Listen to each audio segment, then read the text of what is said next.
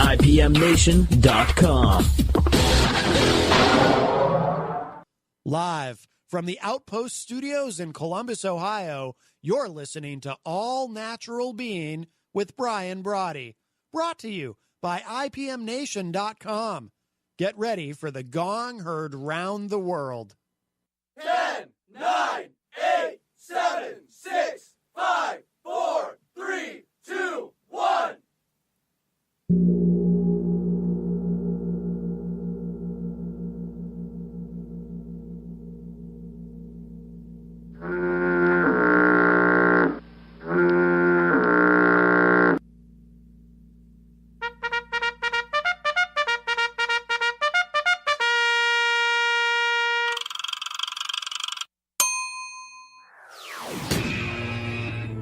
All-Natural Being. Warning, All-Natural Being with Brian Brawdy is designed to shake your sense of self to the core. It's full contact psychology with an empowering twist, a philosophical loofah for your soul. For those of you not ready or comfortable releasing your inner superhuman, listener discretion is advised. Here's your host, Brian Brawdy.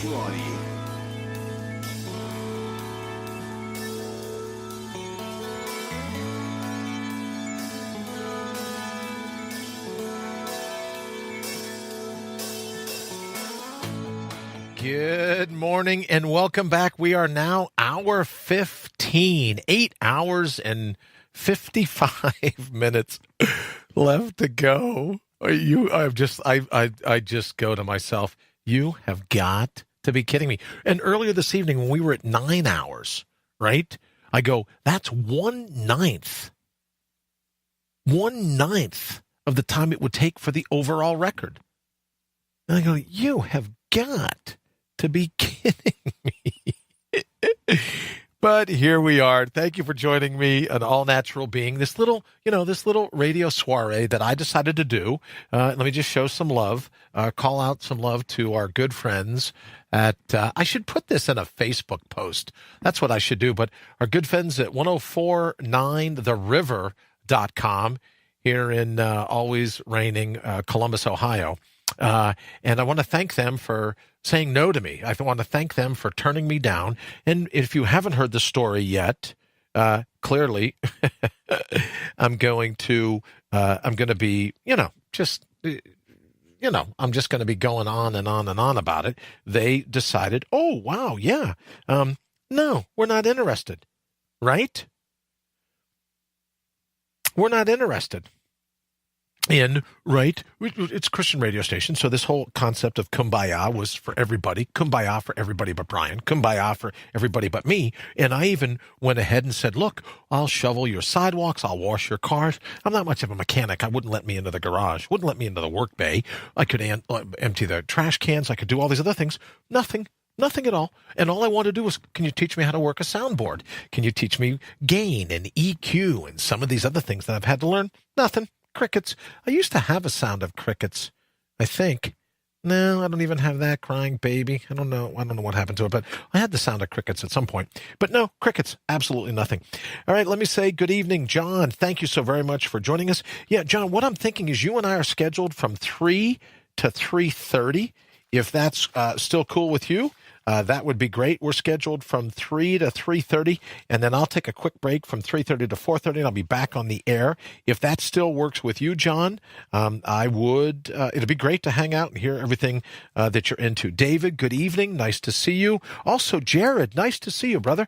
Every time I come downstairs and I look into the studio and I think about the solar panels and I see the wind turbine and everything else, I often think about you. I hope you and your family are doing great. So let me say hello quickly there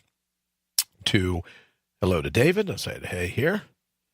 And I know this is horrible, right? I'll tell people all the time, don't be talking on the cell phone when there's other people in the room. And so here I am going, oh, here, let me just type this into the feed. But I want to make sure that I stay on top of it. Thank you very much. Nice to see you, Jared. Thank you for joining us here at All Natural Being. Hello to you too, David. Thank you very much.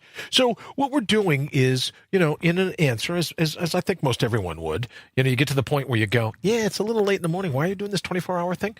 Well, because I decided to go for the 81, we call it the hashtag 81 to win, the 81 hours for the world record for the longest live call-in radio talk show.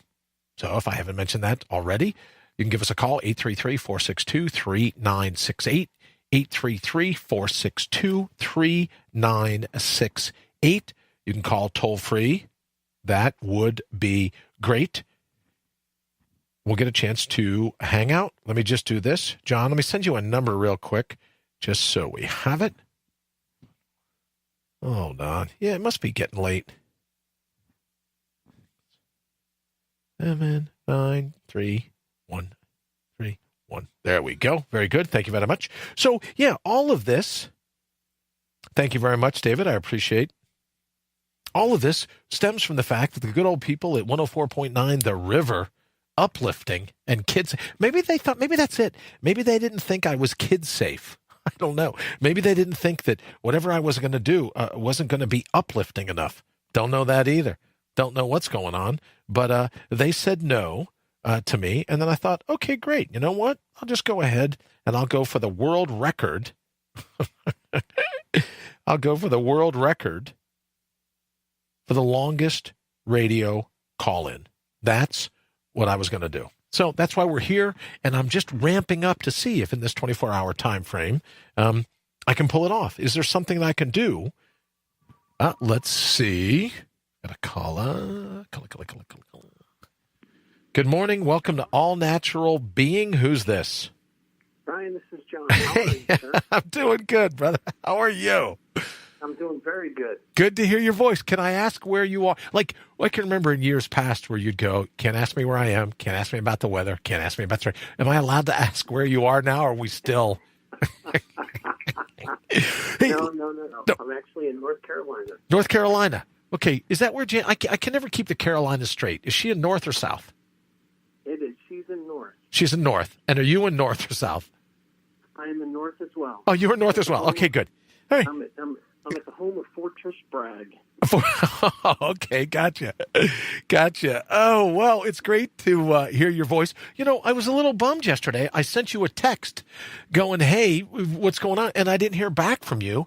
So I was like, well, now I've offended my youngest brother. So I didn't know what that, and I was like, okay, well, here's my standard thing.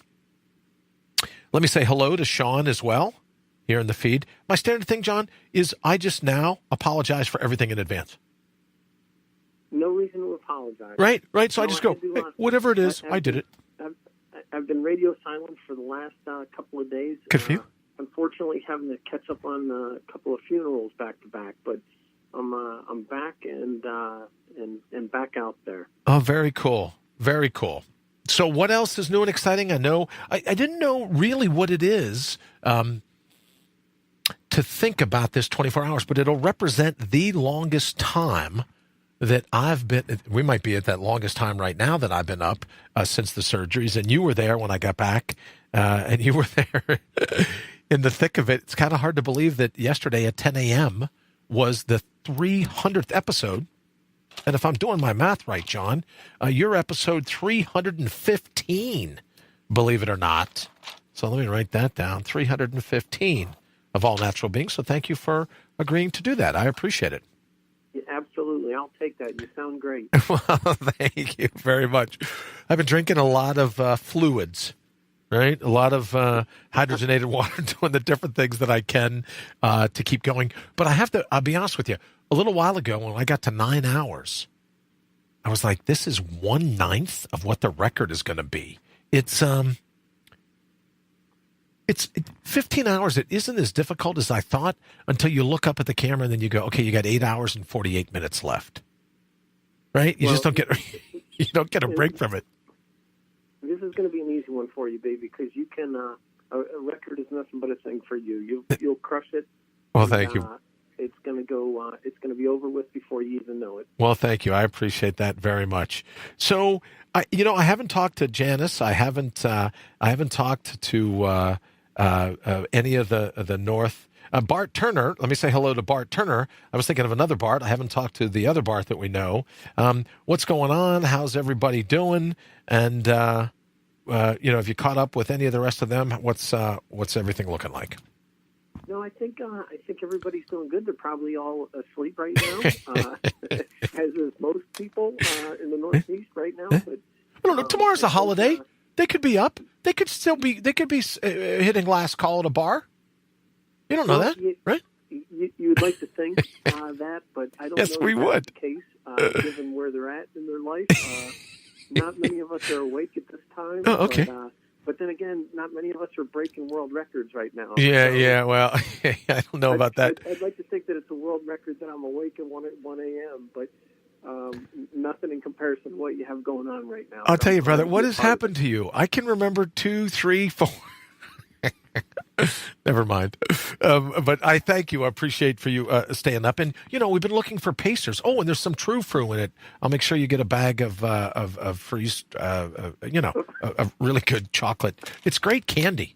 It's freeze-dried real fruit in premium dark chocolate. It's a True Fruit. Thank you. I don't know if you're watching but I got pictures of it. I had a bag of cherry earlier and they're gone. I don't know. They got lost somewhere. I don't know where they went. But so you get a True Fruit. Thank you for hanging out with me and covering this hour. Well, I figured you were going to be surviving on Rockstar energy drinks and beef jerky, if I remembered correctly. No.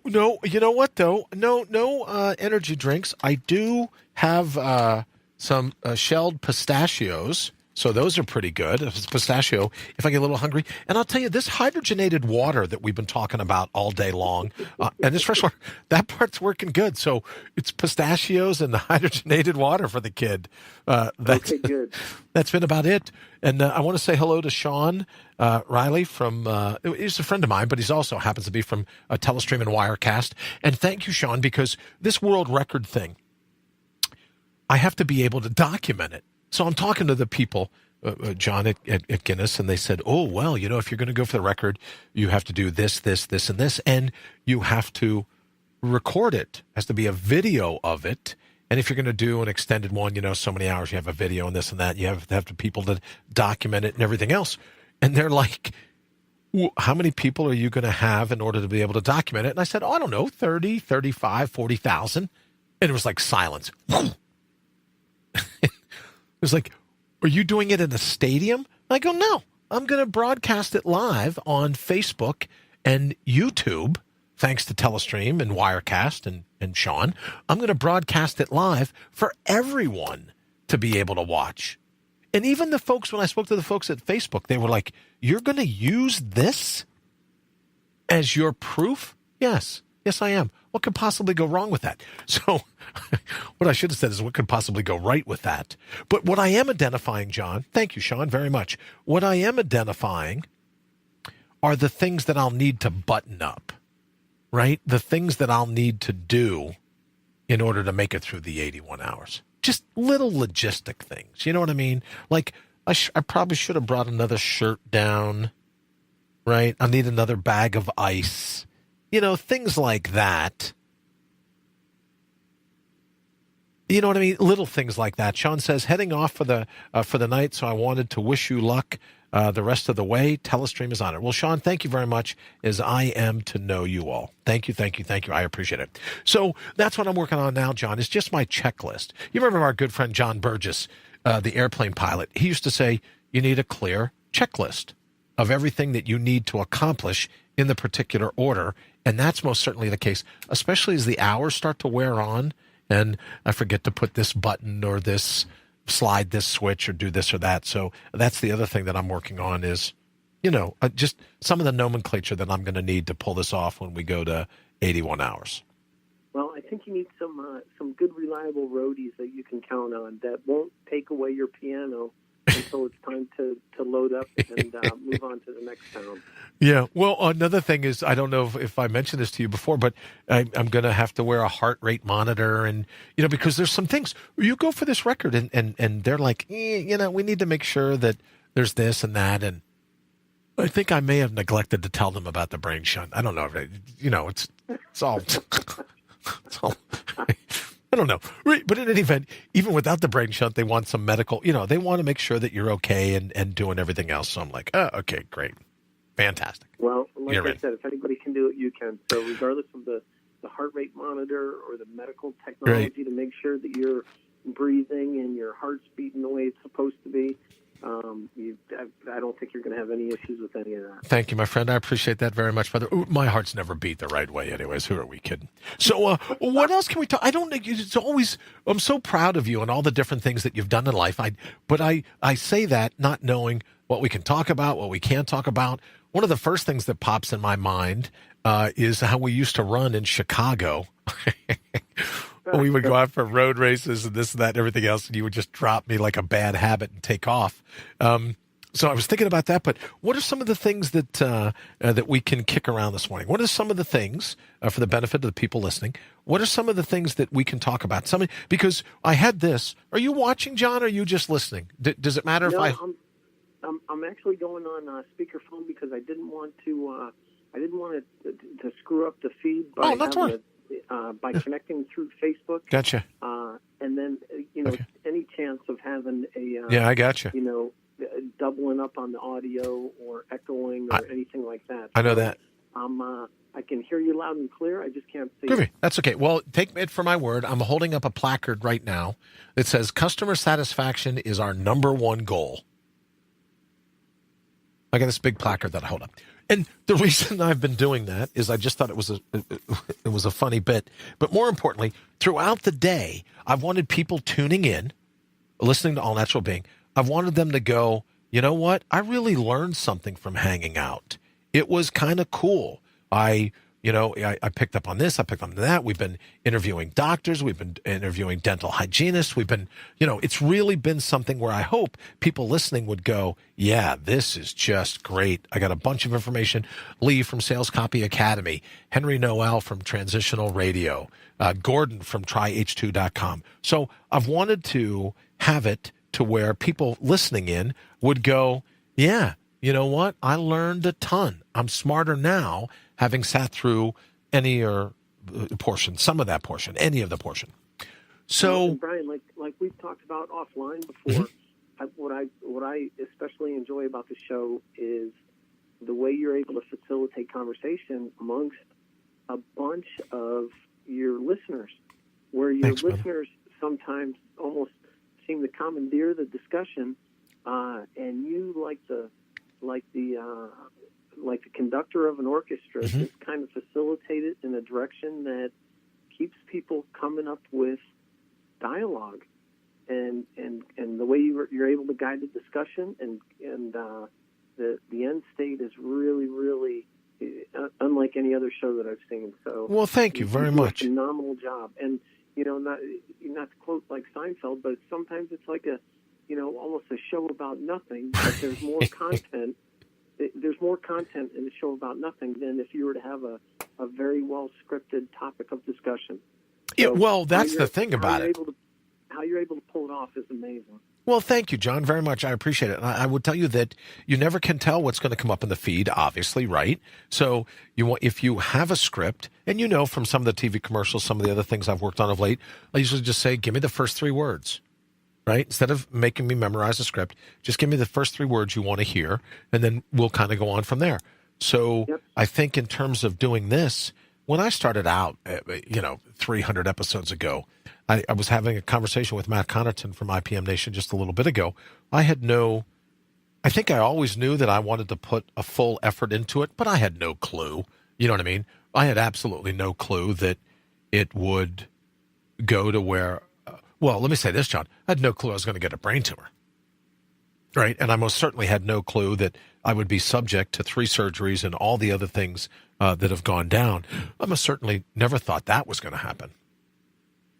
So a part of it is that now that we're doing it, now that we're, up to episode 315, now that we're doing it, I like the idea of having people within the thread decide, this is where I'd like the conversation to go. This is what I'd like to talk about. And I think when I do that, it's just great because I learned so much, even from as I said, our comment about customer satisfaction is our number one goal. Even today, I've learned so much just all the different people. Bob Lockwood was on earlier. I had to have Bob on, right? Because he was the one way back when on the very first show I ever did.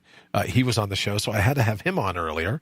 But we've had other people. We've learned a female stand-up comedian, a dental hygienist, a female entrepreneur, the head of Pollentech, the head of BioPro Plus, the head of ProPure, the head of H2 Beverages, the head of Transitional Radio, the head of tryh2.com.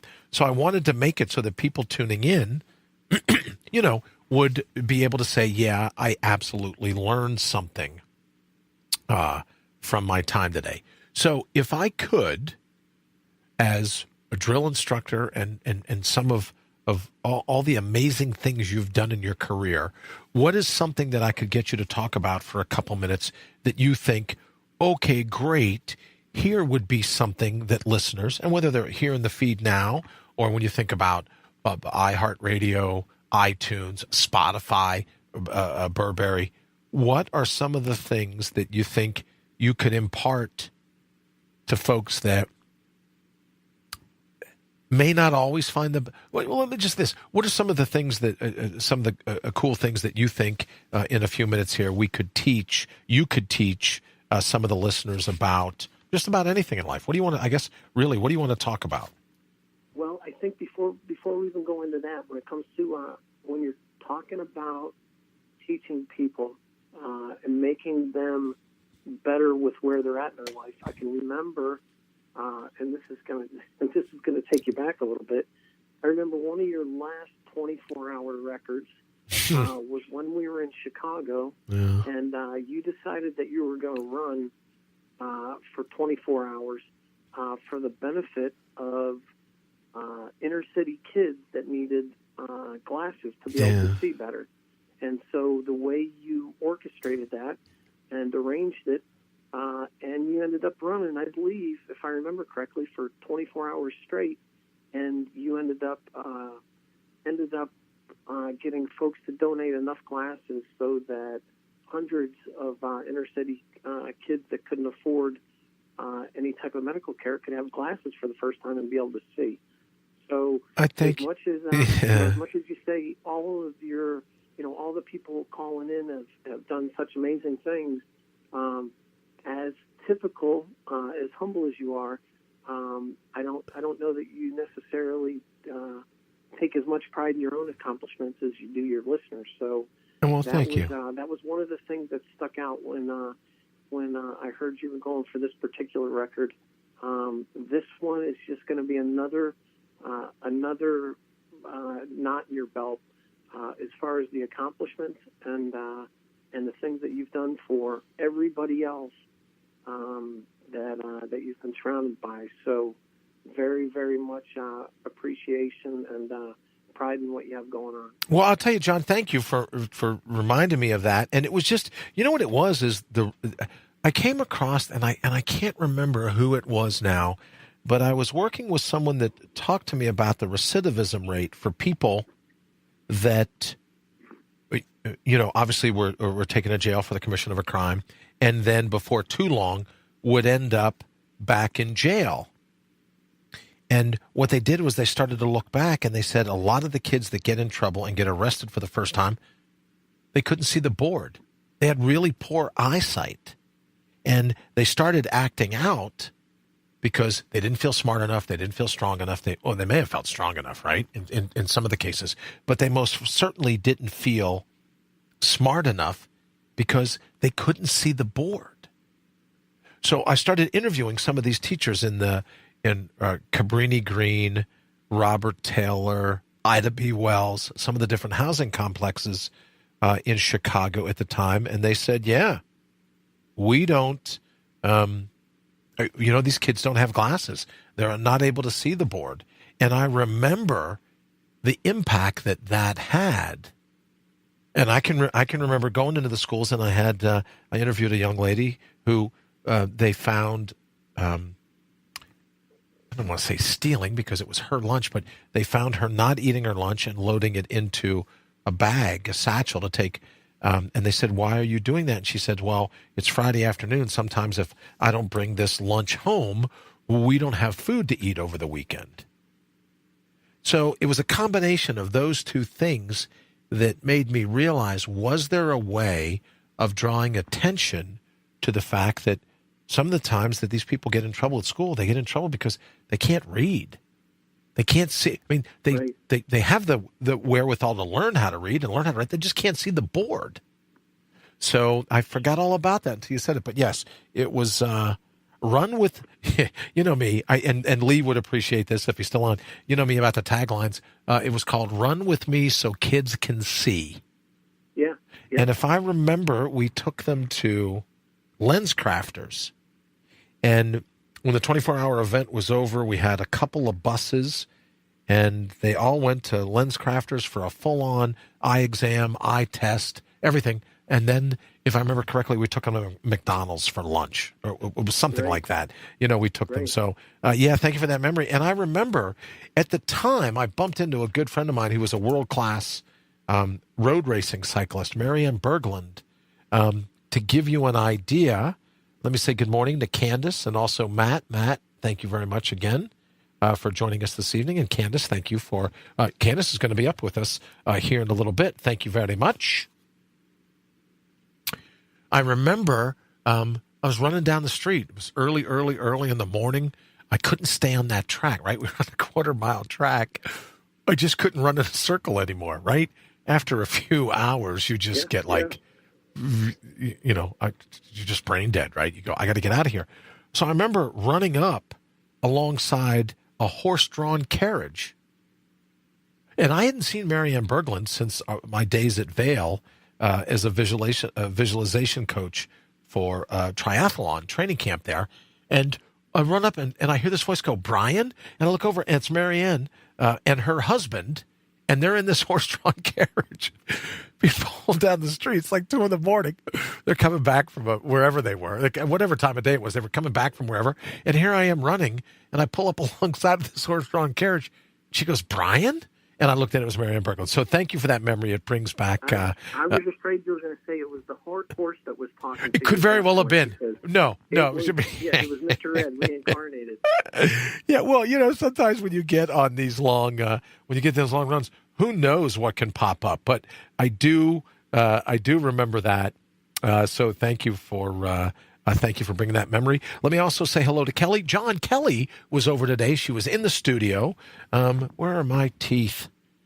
She brought me a really cool, as I talked about having some of the professionals, and Kelly is really knowledgeable. Hello, Kelly. Really knowledgeable about all things dental health and oral health. So she brought me some teeth, so I'm very thankful for that. And spent the whole hour here in the studio, which was nice because you sit here, you're staring at a screen, you can't see another face, you don't see another smile.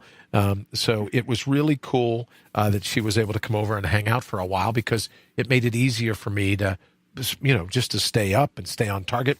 Let me also say hello to Jenny. Jenny, thank you for joining us here at All Natural Being. We are into what? 15 hours and 31 minutes, John. Unbelievable. All right, so we thank you for reminding me of those stories that it brings back. I'm headed over now. Thank you, Kelly, very much. Everyone left me here. I think probably the doors and windows are locked, but thank you for offering to head over. I appreciate it.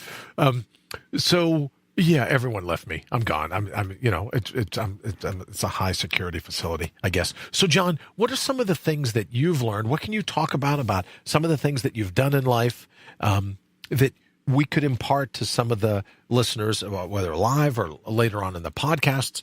What are some of the things that you can tell people about what it takes to exercise their all-natural being? Do you know what I mean? What are some of the things that you've done that you could say, oh, look, did you ever think about this or think about that? Well, I think probably the easiest way to start the conversation is to, no matter where I've been and what I've done, and that was over the course of 25 years in the Army, both conventional and unconventional, and going back to Desert Storm, Operation Enduring Freedom, Operation Iraqi Freedom, and all the good that I feel that we did for people overseas.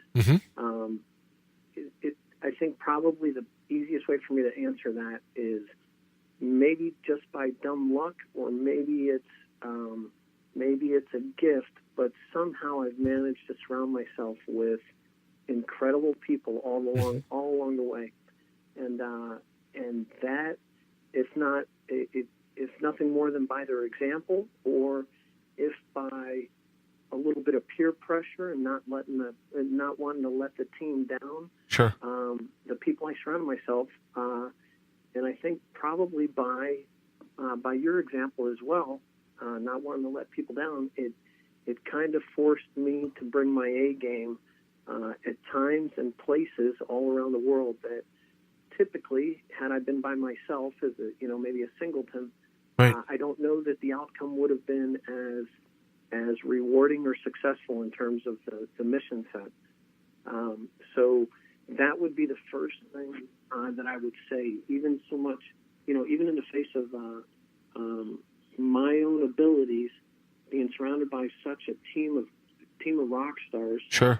All along the way, it really just brought about a higher level of performance, and I think that's probably the biggest secret that I would bring up.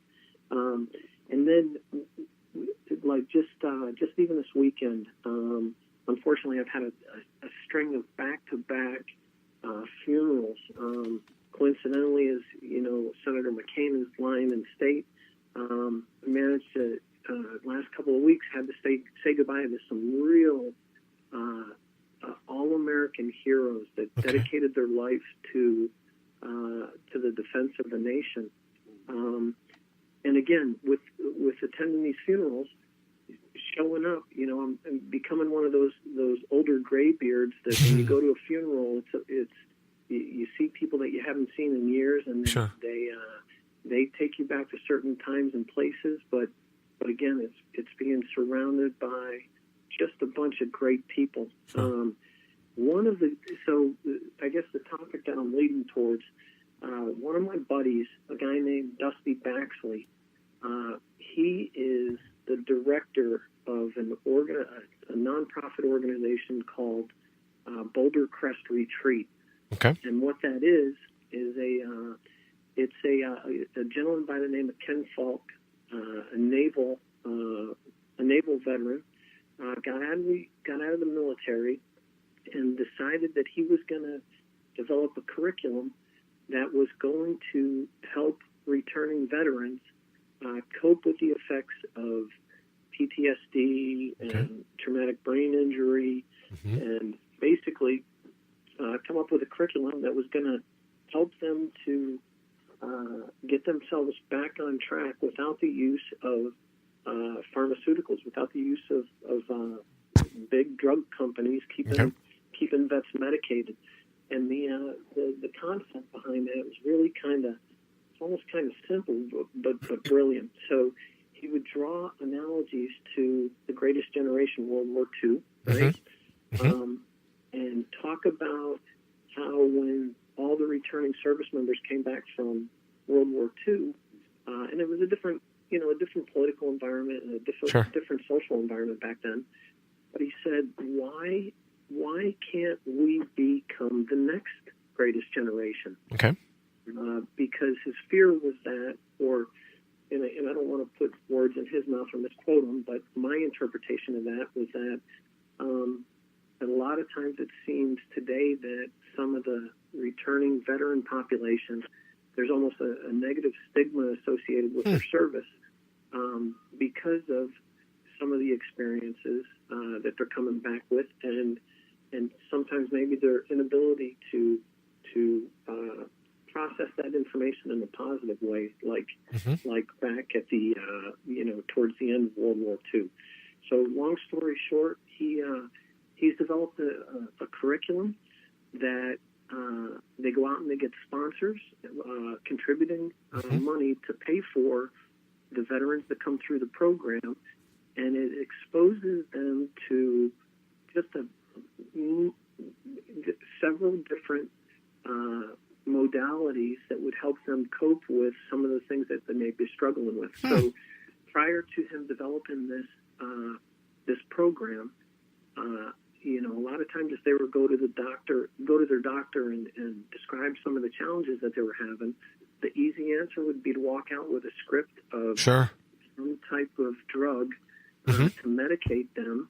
And it's not a dig on drugs, because there's good reason for them. But his thought was that maybe if we could maybe we could turn them on to transcendental meditation, Sure. or equestrian therapy, or yoga, or a better nutritional program, or physical, different types of physical fitness, that they could find the answer to some of their challenges within themselves internally, instead of as compared to externally.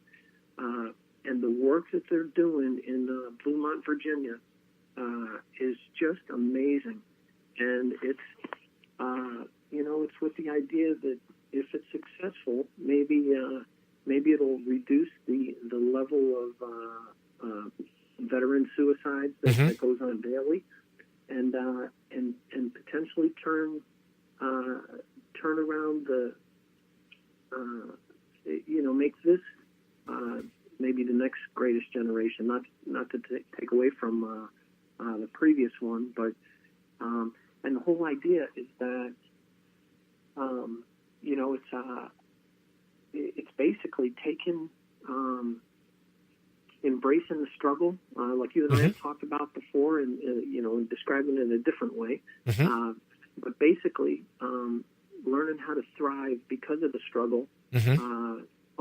Almost comparing it to like a blacksmith who's hammering out iron, and the sharper the blade comes from the hotter the fire kind of thing. And so, taking all that traumatic experience and being able to thrive and make something of that instead of being a victim of it, which I think is pretty amazing, pretty powerful, I would say, for sure. And I was also thinking, as you were saying that, is there a link you can put here in the thread? So if people wanted to, or just remind me to get a link and put it up in the thread tomorrow morning. So if people were interested in what we were just discussing, there's a link for them to go and get some more information. I was also thinking, John, that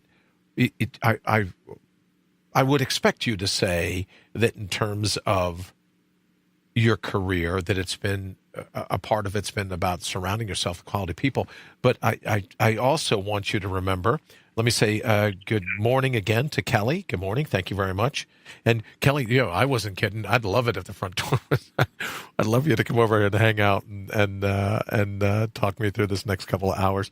Also, thank you to Joseph Haggerty to joining us here at All Natural Being. The early morning hours, let me see. I'll move this. We're at 15 hours and 41 minutes. But the story that I was going to tell, John, is I remember you going in to the military. I remember driving you, if I remember, it was Fort Bragg, and you went in, and I don't mean this in a disparaging way, but you were the lowest rank, weren't you? Didn't you go in as like entry-level private? But when you left, what was the position, or what was the exact title? And you've done all kinds of things in the military. What was the rank, the title or the rank that you achieved from starting out at that private level? So I decided to join right out of high school instead of going to college. Okay. And without college, I went into the enlisted ranks as a private E1. Okay. And then about 25 years later, I retired as the provost sergeant major for the 82nd Airborne Division. Very cool.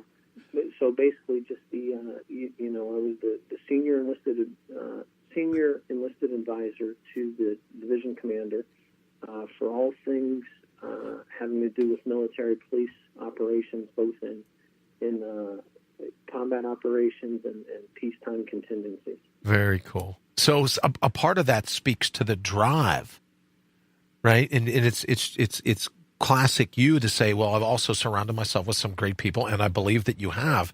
But it speaks to that sense of determination. And the reason that I wanted to ask you about that is I was fascinated.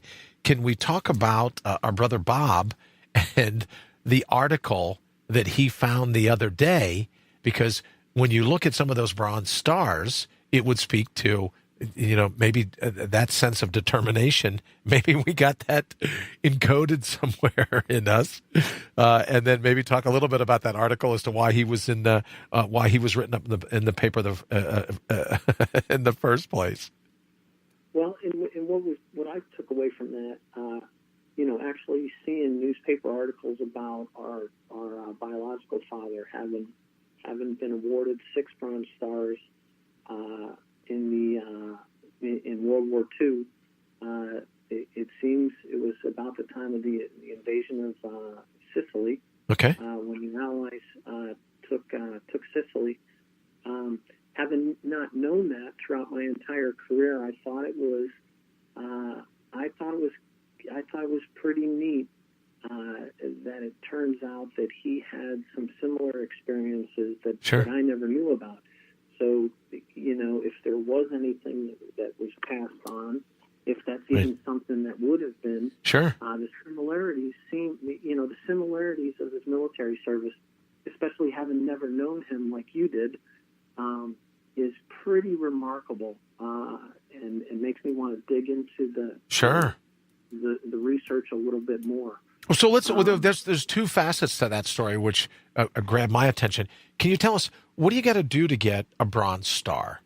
Right? Like, can you catch me up? Like, is a Congressional Medal of Honor? Blah, blah, blah. Can you give me a little bit of an idea? Give us an idea of the hierarchy. How does something like that work? So a Bronze Star is it could be awarded for 2 different things. It could be awarded for valor, okay, or it could be awarded for going above and beyond in terms of meritorious achievement. Okay, it's the equivalent of a meritorious service medal, but it's only awarded in conjunction with combat operations against a known enemy of the United States. Okay. So in the peacetime, for meritorious service, it would be a meritorious service medal. In combat, it would be a Bronze Star, or it would be a Bronze Star for valor. Okay. So that would be just slightly less significant to say a Silver Star.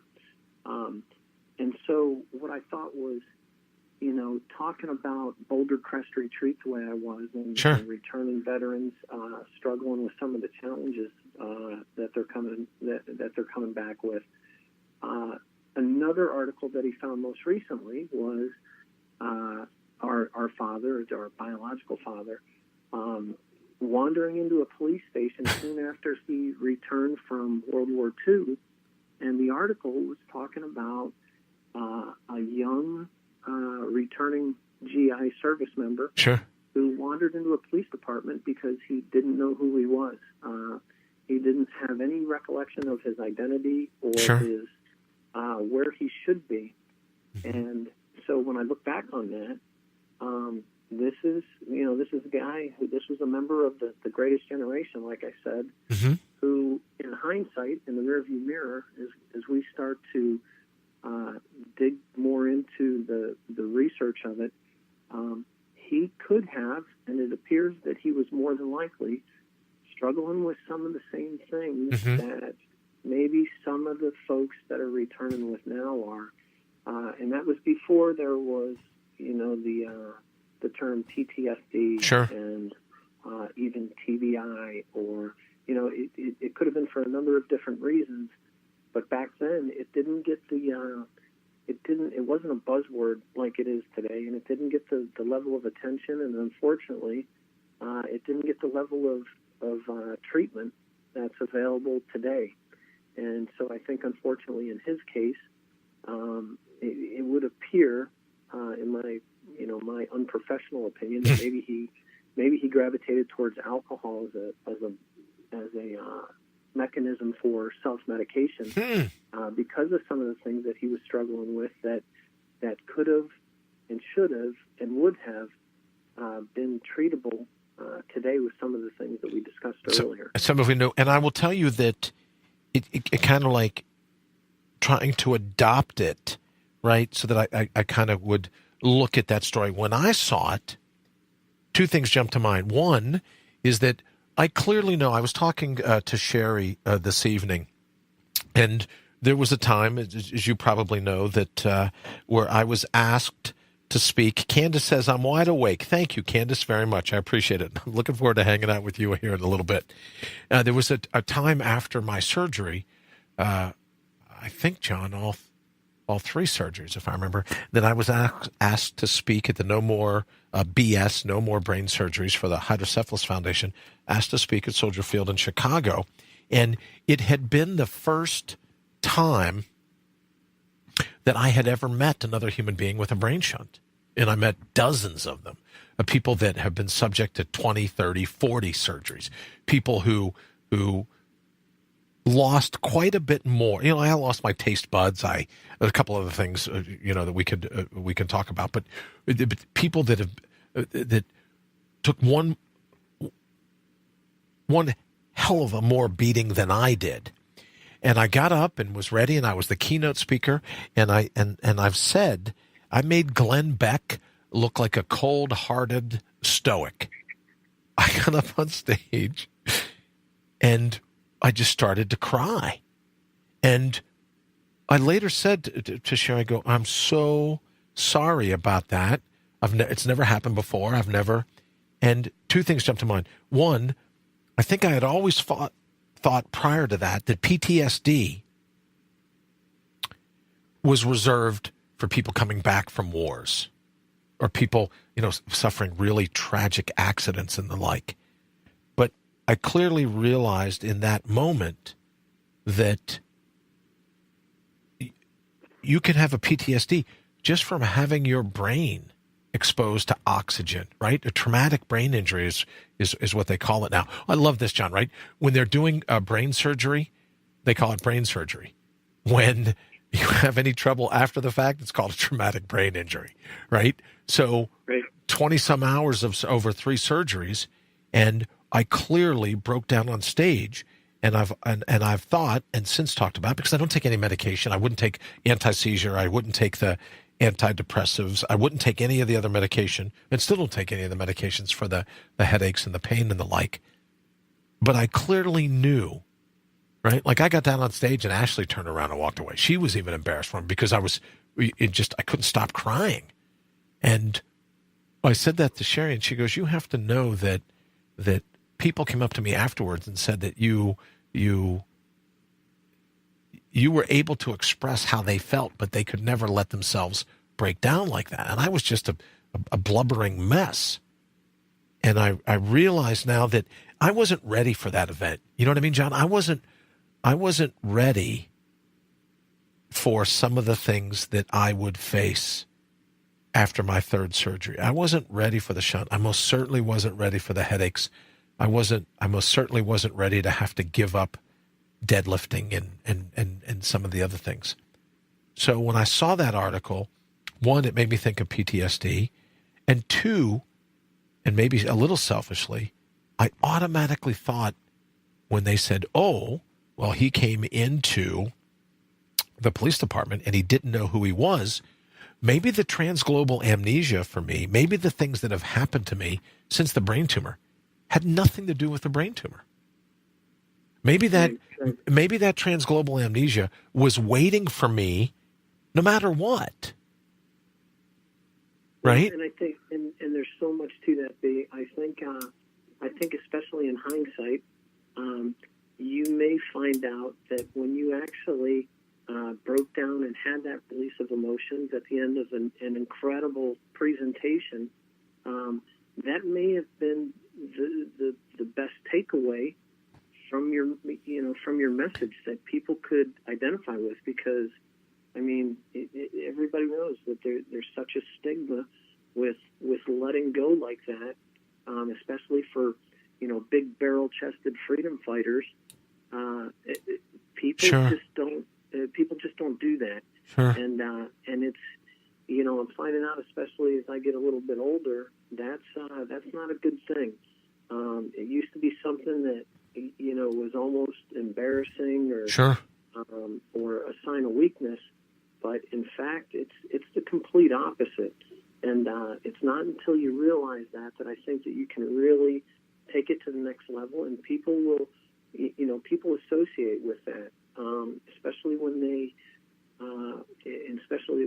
realize the importance of being able to let go and just kind of, open up the floodgates and then, turn it off and get right back in the fight again. Well, I think at that particular time, John, what it was for me, it was so utterly humbling. I mean, I met a girl that is in her 30s, has 100, I think they said 120 brain surgeries. I met young people. I met people of all ages that have had multiple brain surgeries. And I'm up here, and I'm the one that they said, oh, here's the celebrity, here's our MC, here's the this and that. I've had 3 little brain surgeries. And you meet people that have had 30 and 40 and clearly have been affected. It was just, I think at the time, who knows what you think at the time, right? My mind, at certain points through that whole event, wasn't even mine, really, I suspect. But I thought, I'm up here to supposedly, right, that I've surmounted this or I've pulled this off, and I don't have 1/10, 1/20, 1/100th of the battle that some of these people have had with brain tumors and a brain shunt and everything else. And it just, I felt for all the pain that they must be going through. And that was before, I got to be honest with you, as I said to Sherry earlier, I really thought that, when the first surgery was over, I was on my way home, John. This was the deal. I beat this. Everything's good. And then the nurse goes, why is your nose running? And I go, because I've been in this toilet of a hospital. There's nothing but sick people here. What do you mean? You give me the flu. What do you mean, why is my nose running? And she goes, hey, do you mind if I swab that? And I go, do what you want. I'm still out of here. And they came back an hour later and go, that's spinal fluid. You're not going anywhere. And 20 some odd days later, after all the attempt, the spinal tap and this and that, I'm still leaking brain fluid. But even through all of that, I wasn't subject to the pain and the physical handicap of some of the people that I met that day. And I think that was a part of it. And B, I think, not to point out the obvious, but I think you had that particular reaction because you're a humble guy, and you're gonna feel and experience the pain and the suffering of the people that are around you, because that's just a gift that you have to be able to reflect and to take on some of the struggles and challenges and be able to identify with it. But as much as we think that we're as smart as we've ever been, because we are, sure, we've got so much more to learn in the way of brain surgery and how it works. Sure. And there's so much to it. And I think whether it's 30 brain surgeries or one, we don't know as much as we should. And when sure, we go when people go opening up the skull and exposing the brain and everything else, that's traumatic no matter what. And maybe as time goes on, we'll be able to understand it a little bit better. But I will say that I think you had a slight advantage compared to anybody else who's been through that process, because your outlook, your resilience, your mental toughness, your physical toughness. I mean, when you walked into the doctor's office, the doctor had to look at you and go, this right here is going to be a success story that's going to elevate my career, because he is the perfect specimen to undergo this procedure, because he had the greatest chances of success because of who you are and how you've always been wired. And so not everybody comes out of that as good, but I would also suggest that not everybody who goes into it has the greatest chances because they're not wired the same way as you. Well, I thank you, and I will say that there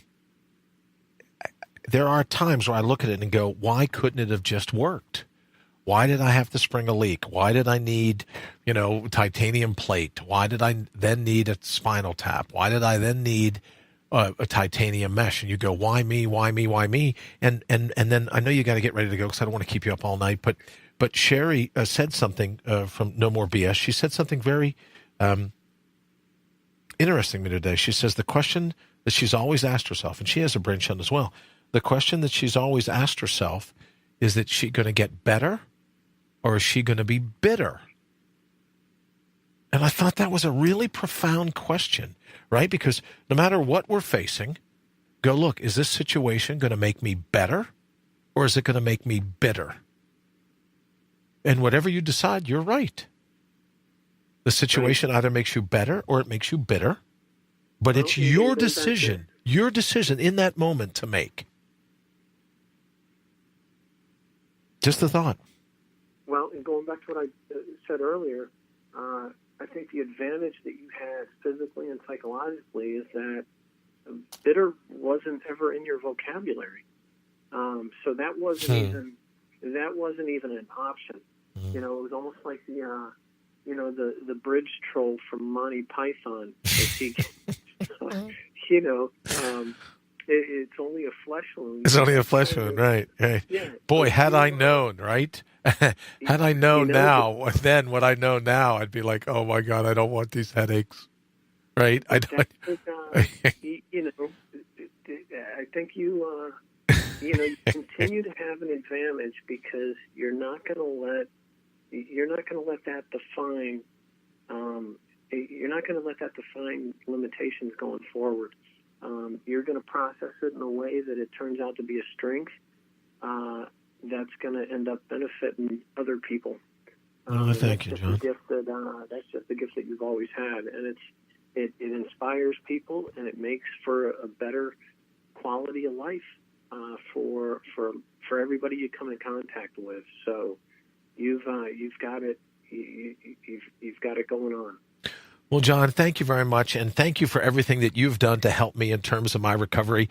I'm looking forward to the very next time we get a chance to hang out. Please tell Janice I said hello if you talk to her. I haven't heard from her in a while. Please tell Janice I said hello.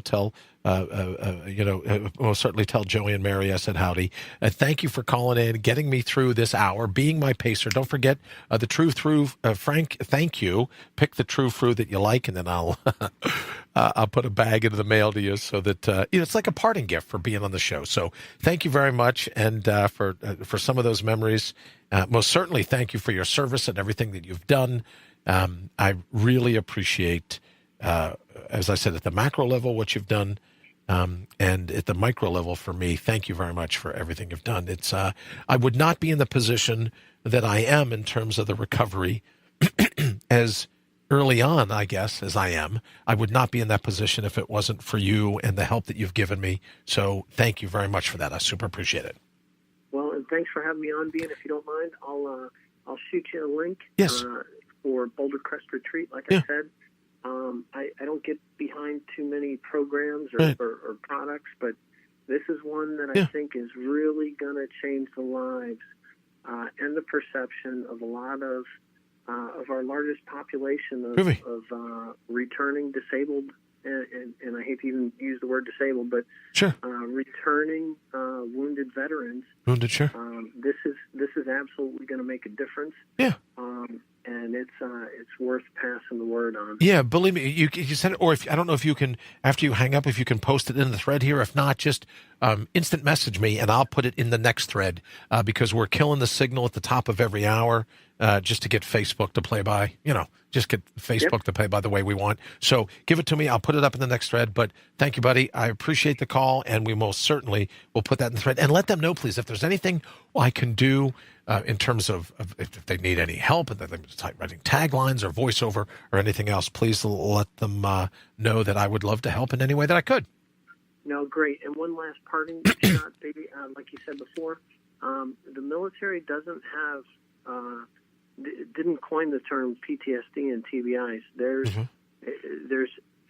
don't have a corner on that at all. Sure. First responders, medics, firemen, policemen, everybody with what they experience is every bit susceptible to all that stuff. It just seems like the military. It seems to be a buzzword in the community as folks are struggling, but it's not limited just to the military. Having just been through the FBI Academy not too long ago, that's a big part of the curriculum is talking about officer wellness and giving them, providing them the tools to be able to cope with some of those same issues that we're talking about. So it's something that deserves as much attention as we can give it, because there's a lot of people that are affected by it, a lot of good people that are affected by it. Well, then let me know if there's anything that I can do in any way to help, and I most certainly will. All right, brother, thanks for calling and getting me through. Oh, we're into the final 8 hours. All right. Right. It was my pleasure, B. That was like saying you're at Mount Everest. Oh, you're into the final 400 yards. Oh, great. There you go. Yeah, you're at the last base camp. Yeah, you got the hardest part to do. Oh, my God. Through. I know. What was I thinking? All right, brother, thanks so much. I love you. As you walk past Mr. Green Boots on your way to the summit, and realize but he makes it to the top. But you're on your way, B, and keep doing great things. I love hearing what you have going on. Sounds good. And your listeners are phenomenal. All right. Well, thank you again, John. I appreciate it. Tell everybody I said howdy and good night. Thanks for calling in. All right, we'll do. Good night. All right, buddy. All right, so we're going to go ahead and run to the top of the hour, and then we've got some calls coming up shortly thereafter. So we're going to go ahead, get out of this, and then we're going to hold that call because we got to go through to this next bit, and then we will be right back. IPMNation.com.